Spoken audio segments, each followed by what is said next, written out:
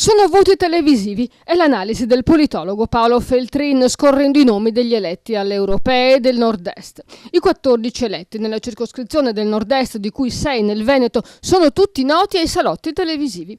Alessandra Moretti, che ha battuto il record ricevendo 230.000 preferenze, vicentina, avvocato, ex portavoce di Bersani e onnipresente nei talk show, famosa la fotografia di lei al mare con Giletti.